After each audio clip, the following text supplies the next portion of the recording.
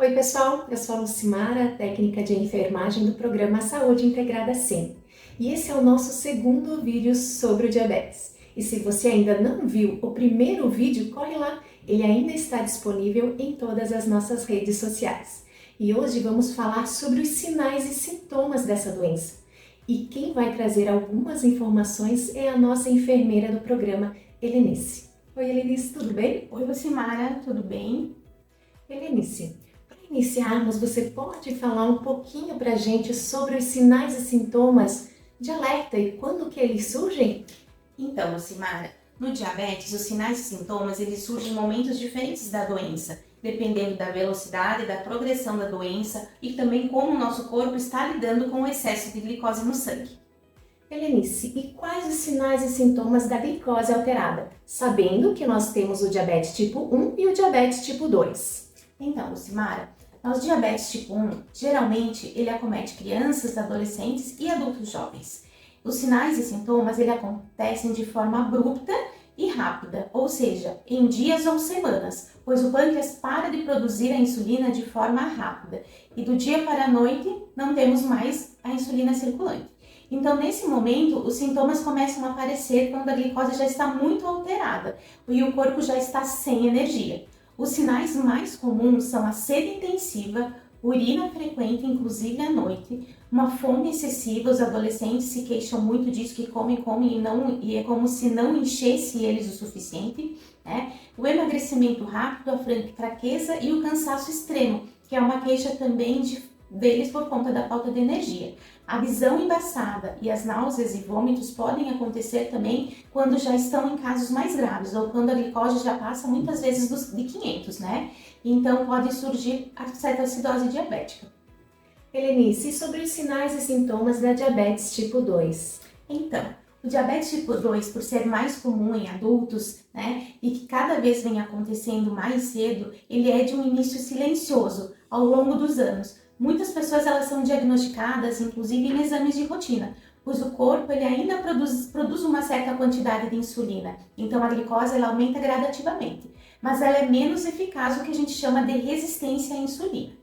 E os sinais e sintomas também podem surgir mais tardiamente, e são muito parecidos com os sinais e sintomas do diabetes tipo 1. O cansaço constante, porém infecções frequentes de urina e de pele acontecem com o diabetes tipo 2, feridas que demoram a cicatrizar, pois a gente tem ao longo do tempo esse aumento da glicose, onde a pessoa não entende que ela já está com esse aumento, qualquer ferida pode virar uma ferida mais complexa, né? E ela também passa até a formigação dos mãos, dos pés, sede e urina aumentadas, então da mesma forma que o diabetes tipo 1 são comuns em fases bem avançadas, ou seja, o diabetes tipo 2 é menos comum que aconteça a fase grave que é a cetoacidose diabética, porém ele pode acontecer da mesma forma quando não está controlada, quando a sua diabetes chega a passar de 400, 500 e começa a haver essa falta de energia, então a fome excessiva, vem também o emagrecimento e muitas pessoas acabam descobrindo somente depois que infartam, né? Ou que já estão com algum problema nos rins ou na visão. E isso acontece também por conta do não acompanhamento ao longo dos anos da sua saúde, de exames de rotina, né? Então vale reforçar que o acompanhamento, os exames de rotina é muito importante, né? Sim, com certeza. Todos nós temos que fazer exames, acompanhamentos com o médico da família, com o médico que nos acompanha anualmente, pelo menos para a gente ter a certeza de que os nossos níveis de glicose, além de outros exames, né, Lucimara, que a gente tem que fazer anuais para saber como está a nossa saúde. E a glicose ela é muito importante, porque é nesses exames que vão aparecer o aumento gradual, né? Então, normalmente uma glicose que ela é de 80, ela vai subindo ao longo do tempo e você vai percebendo esse aumento e já podendo agir para que ela não aconteça a hiperglicemia mais tarde. Helenice, e o que você pode falar para a gente sobre os valores de referência? Então, é considerado a glicose dentro do normal a medição feita em jejum, que deve ficar em 70 e 99 miligramas por decilitro. Por isso que é importante fazer anualmente esses exames para um acompanhamento e uma avaliação de como ele está ao longo do tempo.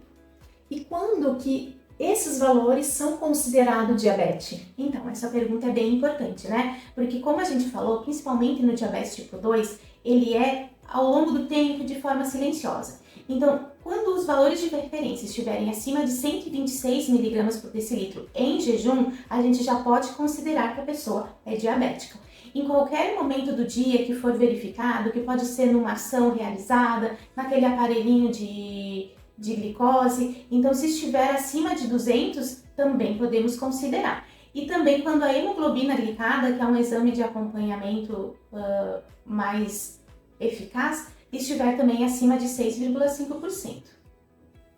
Helenice, fala um pouquinho pra gente que tipo de exame é a hemoglobina glicada. Então, a hemoglobina glicada, ela é um exame diagnóstico. Então, quando o médico perceber durante o acompanhamento, ou o enfermeiro que está fazendo o seu acompanhamento perceber que a sua glicose está alterada ao longo do tempo, normalmente é solicitada a hemoglobina glicada porque ela avalia a glicose nos últimos 3 meses anteriores. Ou seja, ela faz um parâmetro de como a tua glicose teve nesses últimos 3 meses. Ou seja, o valor de referência, normalmente até 5,7, que é o que está nos nossos valores normais. Porém, quando a gente já tem um valor de 6,5%, quer dizer que a sua glicose já esteve alterada acima dos índices normais durante esses 3 meses. Então, ele é um exame muito solicitado para também fechar o diagnóstico de diabetes. Helenice, e qual é o profissional que pode estar solicitando esse exame e analisando, fazendo análise desse exame? E você, como profissional da enfermagem, como enfermeira, você também pode fazer avaliação desse exame? Então, é muito importante que a gente tenha um médico que faça o nosso acompanhamento. Então, o médico da família, ele é o médico que faz aquele acompanhamento da nossa saúde como um todo. Então, você fazendo essa avaliação anual, esses exames anualmente, ele vai acompanhar e já pode fazer a solicitação desses exames, né? E ele também vai avaliar e fazer os encaminhamentos necessários, como medicação, né? Se tem necessidade de encaminhar para um outro profissional. E eu, como enfermeira, eu também faço consulta de enfermagem. Durante essa consulta é feita uma avaliação desses exames, uma avaliação de todos os medicamentos que estão sendo solicitados, né? Faço o auxílio quanto à aplicação de insulina, quanto a como tomar a medicação também, tiro as dúvidas, faço a minha prescrição de cuidados, a avaliação principalmente no diabetes tipo 2, Lucimara, que é bem importante a gente avaliar as comorbidades que já podem estar acometendo, né? Eu faço a avaliação dos pés, a avaliação como um todo também. Então, eu posso estar acompanhando e sempre que houver alguma alteração, eu já estarei encaminhando também para o profissional médico que fará o trabalho juntamente comigo. Então, é um trabalho em conjunto, é um trabalho multidisciplinar que envolve, além do médico, envolve enfermeiro, nutricionista, muitas vezes psicólogo. Então, essa é a minha função também quanto enfermeira. Helenice, e sobre as mudanças de hábitos dentro do diabetes? Então, Lucimara, as mudanças de hábitos, com certeza, elas são muito importantes dentro do diabetes. Mas lembrando que no diabetes tipo 1, ele não temos ainda medidas de prevenção. Porém, o diabetes tipo 2, sim. Temos muitas coisas para conversar sobre isso. Porém, essa é uma conversa para o próximo vídeo.